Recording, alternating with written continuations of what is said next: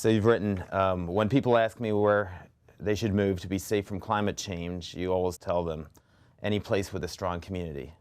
How do we build those places?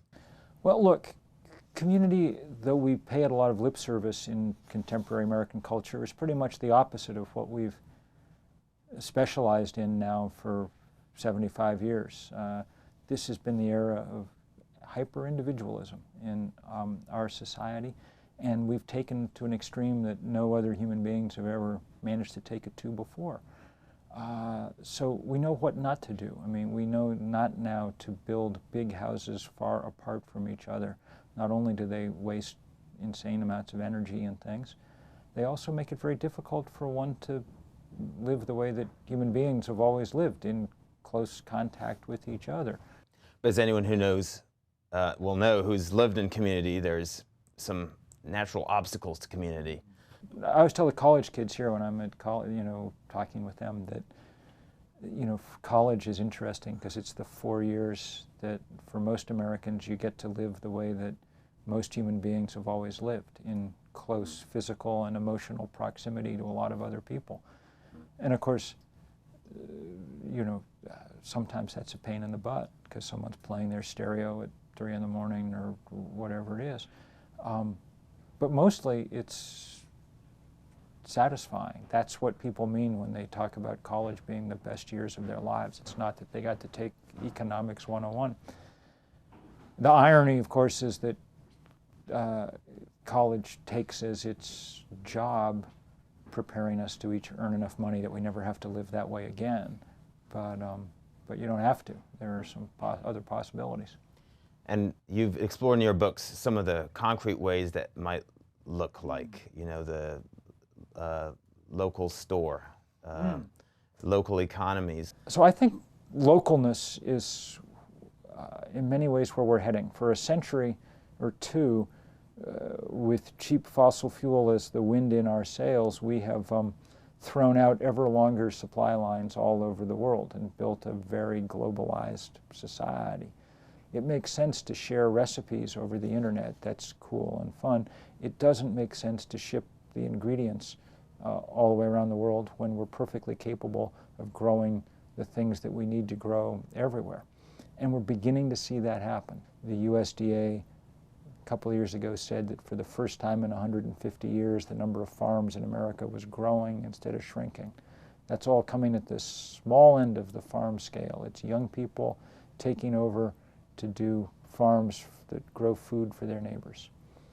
And of course, Jesus' teaching in the Sermon on the Mount relativizes the value of money and of wealth, to say the least, and calls into question a lot of the assumptions of the hyper-individualism that it's driven us to this point. People have pointed out on many occasions, it's fairly hard to reconcile the gospel with the high consumer society in which we live.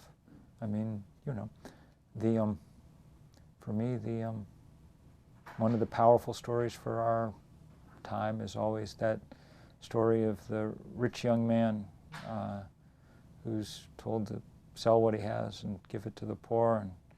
And he went away, you'll recall, he says, he went away sorrowful, for he had great possessions. Chances are his list of possessions was not as long as the list that goes with being an average middle-class American, And there is a sense in which many of us go away sorrowful from our what we know we're called for because we have great possessions with which we are reluctant to part. You pointed out it's urgent that we make a change. We need to find new ways. To what extent do we need a third Great Awakening? To me, the most important task of the moment is building movements which are themselves a form of community, because we have enormous issues to address, the biggest that humans have ever addressed, climate change chief among them. And they won't be addressed unless we have strong movements of people demanding action. So to me, the great challenge of the moment, before all other challenges, given the short time in which we have to work and the great work we have to do, is for people to put second their own arrangements, whatever they are, suburban or communal or whatever else, and be willing to go and engage in the world in precisely those ways. And Gandhi and Martin Luther King have, I know, an inspiration to you in a particular way. They're both fascinating for their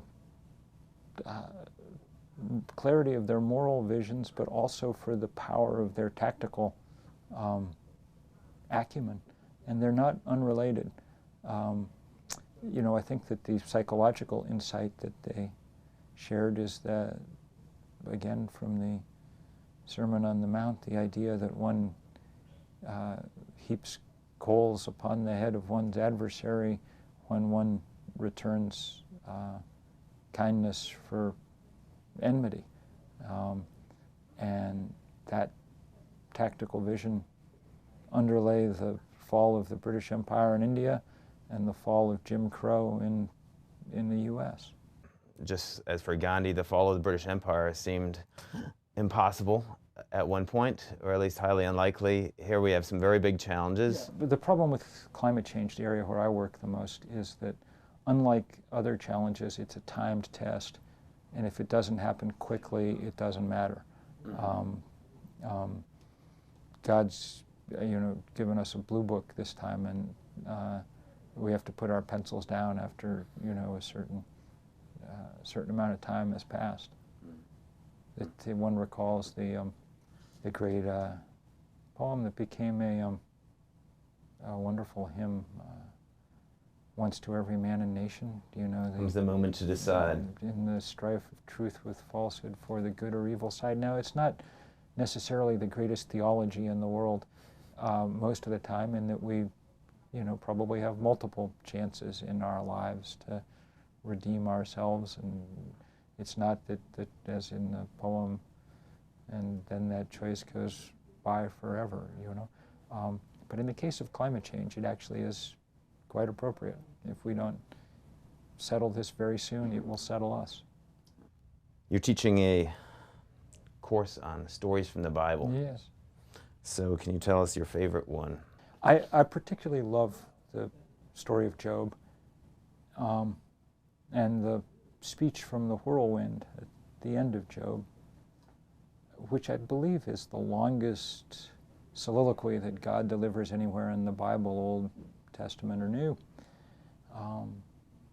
And it's a source of great and endless pleasure and hope for me, the best piece of nature writing in the Western tradition.